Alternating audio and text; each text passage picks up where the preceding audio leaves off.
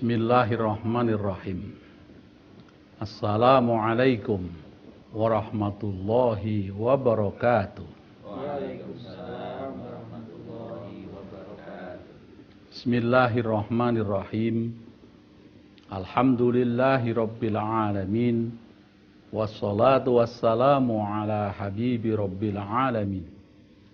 Sayyidina wa habibina wa syafi'ina wa qurrati a'yunina wa maulana Muhammad wa ala alihi thayyibin wa sahabatil muntajabin wa man tabi'ahum bi ihsanin ila yaumiddin, amma ba'du. Para pemirsa, baik yang di studio, di rumah, ataupun di mana saja berada, mari kita lanjutkan kajian kita membedah Shiratal Mustaqim.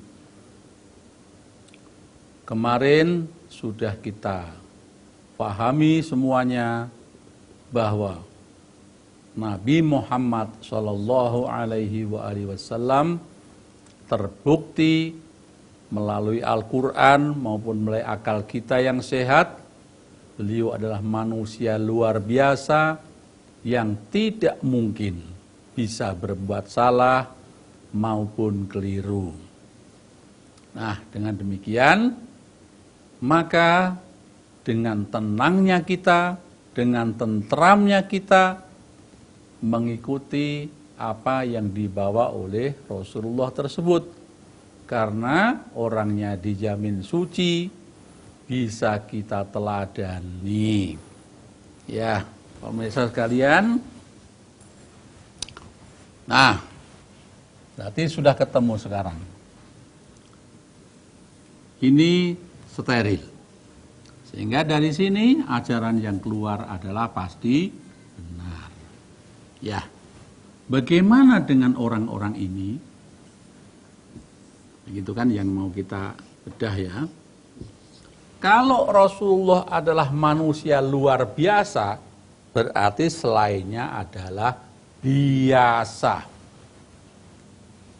Kalau selainnya biasa, berarti Islam mulai tercemar adalah setelah Rasulullah tiada. Berarti dari sini mulainya. Begitu kan? Dan kalau dari sini sudah mulai tercemar karena orangnya biasa, maka nasibnya adalah sebagaimana kayak yang kemarin kita bahas. Di sini pasti akan bingung. Begitu kan? Nah, bagaimana sekarang kita yang tidak pernah ketemu dengan Nabi, nabinya sudah tidak ada. Bagaimana kita mendapatkan ajaran Islam, caranya bagaimana supaya Islam yang kita dapat persis seperti dari nabinya. Ya, sementara Nabi sudah tidak ada. Iya. Ada dua rumus yang perlu pemirsa pegang untuk mendapatkan ajaran Islam yang benar. Yang pertama,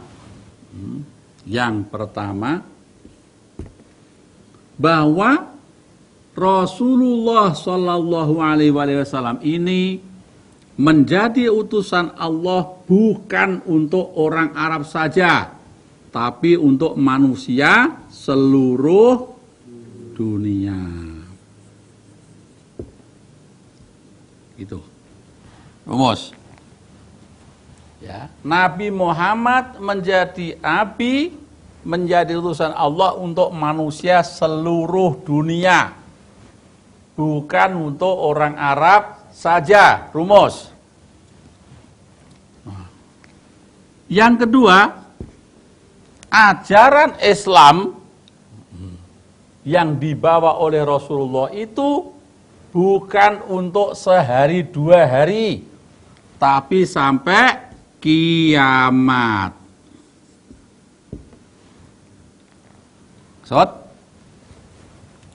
Dari dua rumus ini mestinya kita ngomong, Karena tugas Rasulullah adalah seluruh dunia dan sampai kiamat, mestinya Rasulullah tidak boleh meninggal.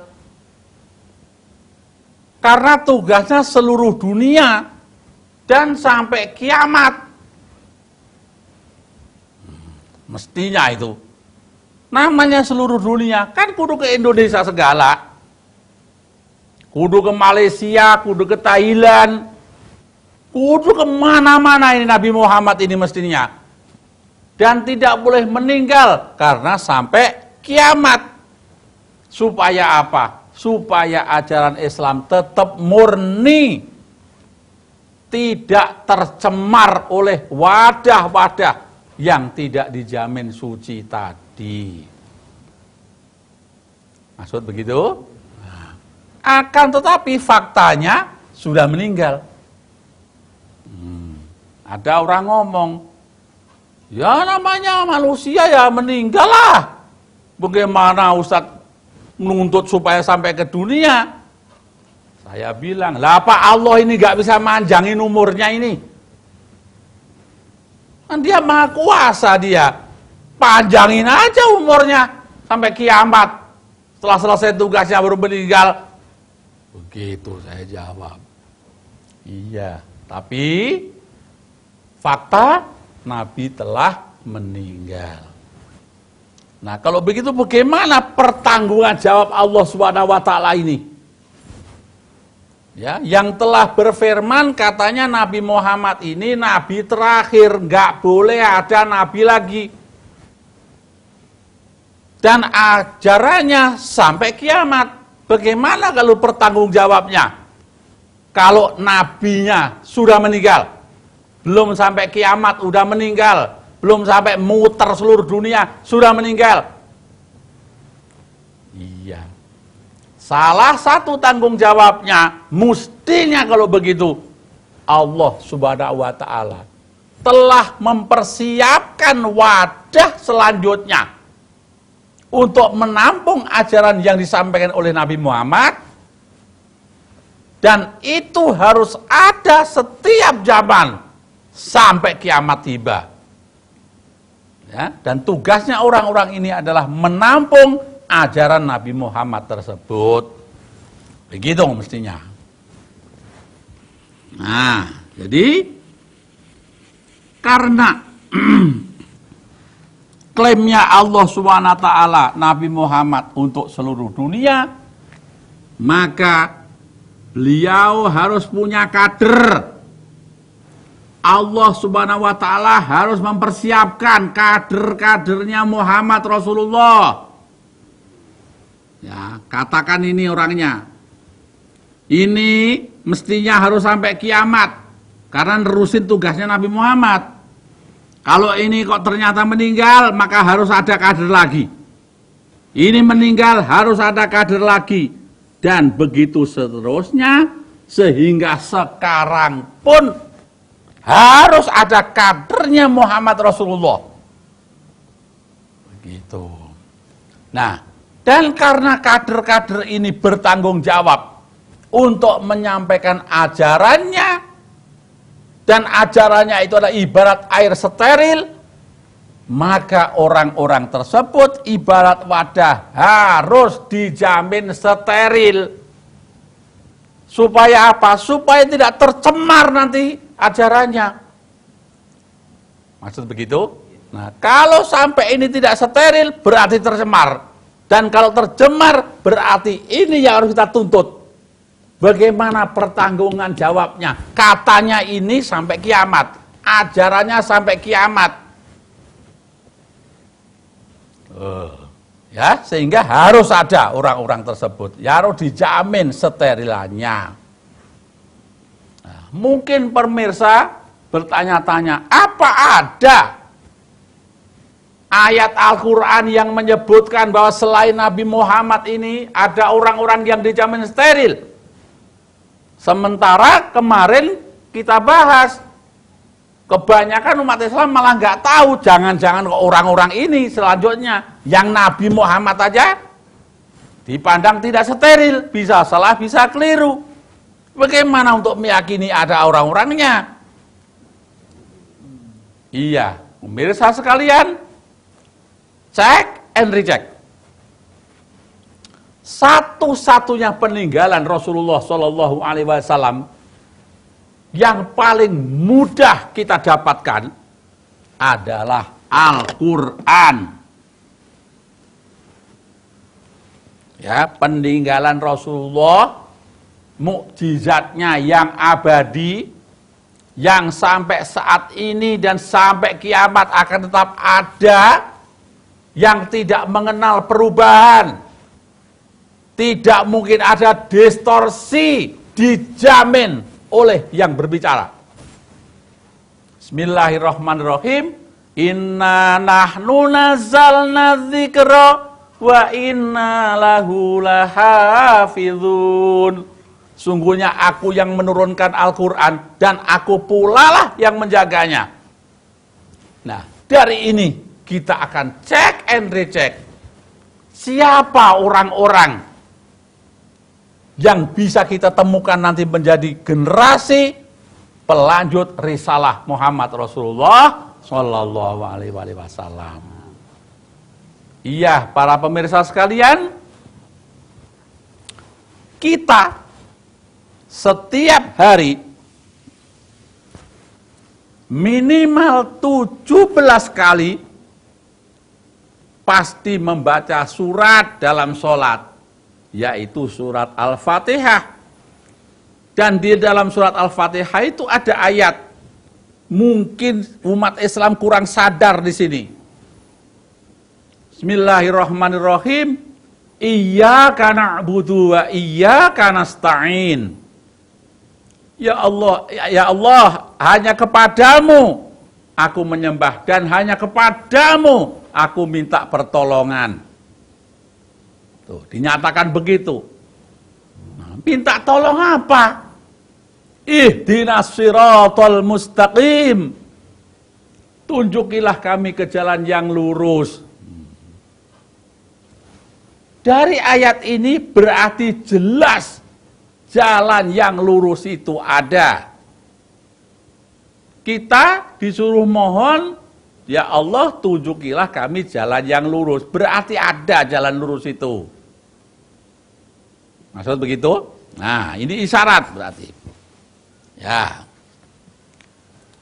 Dari siratal mustaqim ini, jalan lurus berarti dari Allah lurus ke bawah. Tidak mungkin nyimpang. Sama jalan ini. Dari Allah ke Nabi sampai ke bawah sama. Nah, jalan siapa itu? Siratal ladzina an'amta alaihim. Yaitu jalannya orang-orang yang telah engkau beri nikmat. Jalannya orang-orang yang telah engkau beri nikmat. Tuh. Namanya orang-orang kan banyak, bukan sedikit. Yang telah engkau beri, berarti ini sudah ada orangnya. Nah, karena Quran ini turun dari zaman dulu Nabi Muhammad, berarti ketika zaman Nabi Muhammad pun orang-orang ini sudah ada. Maksud begitu? Nah, ini lurus. Ghairil maghdubi alaihim, bukan jalannya orang-orang yang kau murkai. Bukan jalannya orang-orang yang kau murkai. Ini orang-orang, berarti banyak juga. Waladhdallin, dan bukan jalannya orang-orang yang sesat. Banyak juga ini karena orang-orang. Dengan demikian umat Nabi Muhammad terpecah menjadi 3 golongan besar, yaitu lurus, dimurkai, dan sesat. Tidak 73 golongan sebagaimana hadis ngomong, dicariin gak cocok. Kalau ini Fatihah yang ngomong 3 golongan besar, lurus, dimurkai, sesat. Siapa yang lurus, siapa yang dimurkai, siapa yang sesat? Gampang. Lurus, cocok sama Nabi dan Allahnya. Siapa yang dimurkai, jelas tidak cocok sama Nabi dan Allahnya. Siapa yang sesat, cocok juga enggak, ngikut juga enggak. Dia bikin ajaran sendiri-sendiri. Dia bikin jalan sendiri-sendiri. Sesat. Gitu. Tentunya pemirsa sekalian pasti ingin menemukan siapa jalannya orang-orang yang lurus ini. Iya. Pemirsa sekalian, sebenarnya di kitab suci Al-Quran, ayat-ayat yang mengindikasikan bahwa siapa orang-orang lurus ini banyaknya bukan main. Cuma kebanyakan umat Islam kurang memperhatikan. Karena umumnya umat Islam itu pandai baca Quran, tapi banyak yang tidak menghayatinya. Sehingga bagaimana dia paham dengan ayat-ayat dibacanya itu? Itu kebanyakan begitu. Nah, kalau ayat-ayat saya sebutin semua bisa panjang ini keterangan. Saya ambil yang gede-gede aja. Ya. Siapakah orang-orang yang lurus itu? Pemirsa sekalian, bisa dicek di dalam surat At-Taubah. Allah Subhanahu wa taala berfirman, bismillahirrahmanirrahim. Ya ayyuhalladzina amanu taqullaha wa kunu ma'as shadiqin. Hai orang-orang yang beriman, hai orang-orang yang beriman kepada Allah dan Rasul-Nya, yang beriman kepada Al-Quran. Ittaqullaha, bertakwalah kalian kepada Allah, wa kunu ma'as shadiqin, dan hendaklah kalian bersama dengan orang-orang yang benar. Tuh, ya. Kita semua disuruh bersama orang-orang yang benar. Ini Allah yang nyuruh. Siapa orang-orang yang benar itu? Pasti ada orangnya. Tidak mungkin Allah nyuruh kita semuanya beserta orang-orang yang benar dicariin kok nggak ada. Ya, umpamanya ada orang, nggak ada orang selain Nabi Muhammad, nggak ada yang suci, berarti ini bohong. Kalau dicari nggak ada. Ini Allah bilang kita supaya bersama orang yang benar. Dicariin kok nggak ada, berarti Allah bohong. Ya, padahal kita semua umat Islam, setiap baca Al-Quran, pasti diakhiri dengan kalimat Shadaqallahul Azim. Artinya maha benar Allah dengan segala firman-Nya.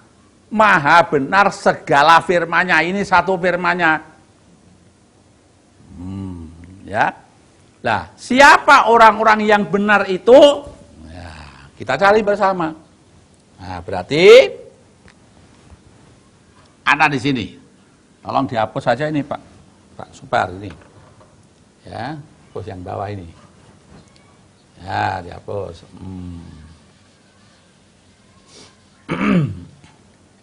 Ya. Jadi satu kita temukan nih orang-orang yang benar. Nah, ini cirinya orang yang benar. Berarti ada. Dan banyak orang-orang itu artinya banyak, tidak mungkin satu. Berarti setelah Rasulullah ada orang-orang yang benar ini. Dan orang-orang yang benar pasti dijamin tidak bisa salah, tidak bisa keliru. Maksud begitu? Ayat yang kedua, di dalam surat An-Nisa ayat 59. Allah berfirman, Bismillahirrahmanirrahim, Ya ayyuhalladzina amanu ati'ullaha wa ati'ur rasula wa ulil amri minkum. Hai orang-orang yang beriman, taatlah kepada Allah dan taatlah kepada Rasul dan taatlah kepada ulil amri. Kan? Dua, disebut ulil amri. Nah, taatlah kepada Allah, Allahnya pasti benar. Taatlah kepada Rasul, Rasulnya juga pasti benar. Dan sekarang Allah dalam ayat itu melanjutkan, taatlah kepada ulil amri minkum. Ulil amri di antara kalian. Dan ini ulil amri juga pasti benar orangnya. Tidak mungkin ulil amri kok tidak benar. Karena Allah yang nyuruh. Makanya rumus Purwodadi kotane. Allahnya benar, Allah yang maha benar nyuruh kita supaya mentaati Rasulnya dan ulil amrinya. Kalau Rasulnya nggak benar, Allah nggak benar kalau begitu juga. Udah ngerti Rasul nggak benar suruh ikut. Ulil amri pasti benar juga ulil amrinya. Nggak mungkin ulil amri yang kita disuruh taat kok nggak benar. Kalau ulil amri yang disuruh taat kok nggak benar, berarti Allah nggak benar juga. Begitu rumusnya sudah. Maksud? Nah, cuma kan di sini menjadi siapa ulil amri ini? Ya terusin aja ikutin. Kita akan temukan ini ulil amri ini. Ya, pemirsa sekalian, menarik ini ayat ulil amri bahwa ayat ulil amri ini selama ini dipakai, ditafsiri buat RT, buat RW, ya, buat lurah, buat camat dan lain sebagainya, para penguasa. Bahkan ada juga itu ulil amri, para kiai, para ulama, para ustadz, para ajengan itu dimasukin ulil amri. Bahkan ada lagi yang serem, ulil amri dipakai legitimasi buat pemimpin pergerakan. Di tokoh-tokoh pergerakan itu untuk merekrut anak buahnya, menekan anak buahnya supaya taat sama komandannya, sama pemimpinnya, pakai ayat ini. Nah, pemirsa sekalian, saya punya kisah. Saya pernah ketemu dengan seorang tokoh pergerakan. Dulu di pergerakan itu dia sebagai instruktur, sebagai guru. Nah, pada waktu dia mengkader, mentraining anak buahnya supaya mentaati pemimpinnya, yang pemimpin pergerakan itu disebut ulil amri, supaya orang-orang yang ditraining itu mentaati pemimpinnya, dia pakai ayat ini untuk mendukung klaimnya itu. Jadi, saudara-saudara sekalian, Allah berfirman, taatlah Allah, Rasul dan ulil amri. Ulil amri berarti pemimpin di antara kita. Siapa pemimpin kita? Ya ini, dia sebut pemimpinnya itu. Nah, berarti berdasarkan ayat ini, kita harus mentaati pemimpin kita. Kalau tidak taat pemimpin kita, maka kita akan dapat murka Allah Subhanahu wa taala. Begitu ngomongnya. Nah, pada waktu training itu ada salah satu pesertanya seorang perempuan. Dan saya angkat jempol dengan anak perempuan ini. Dia bertanya sama instrukturnya itu, "Maaf Pak Ustadz, saya mau nanya ini. Kata Pak Ustadz, kita semua ini diperintah oleh Allah Subhanahu wa taala untuk mentaati ulil amri. Untuk mentaati pemimpin kita. Sebagaimana tidak Pak Ustadz mendasarkan perintah itu kepada firman-Nya. Atiullaha wa atiur rasul wa ulil amri minkum." pertanyaan saya, ini ayat kan dari dulu nih turunnya. Ini ayat turun bukan sekarang saja, bukan sekarang ini adanya, dari dulu, dari zaman Nabi Muhammad. Nah, apakah asbabun nuzulnya ayat ini, sebab-sebab turunnya ayat ini, Allah memerintahkan nabinya untuk menyampaikan ayat ini kepada umatnya. Apa itu untuk pemimpin kita itu? Ya, ketua kelompoknya itu, ketua gerakannya itu. Nah, itu Pak Ustadznya nggak bisa jawab.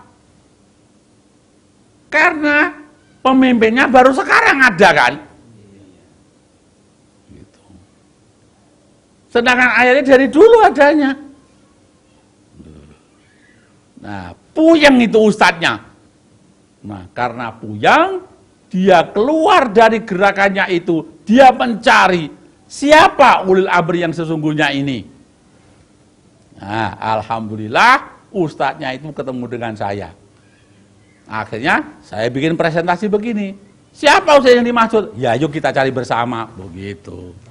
Karena di ayat yang lain juga ada ya rumusnya, bahwa Al-Quran itu ayatnya satu dengan yang lain saling menjelaskan, saling menafsirkan. Tidak mungkin Quran satu dengan yang lain saling bertentangan. Begitu.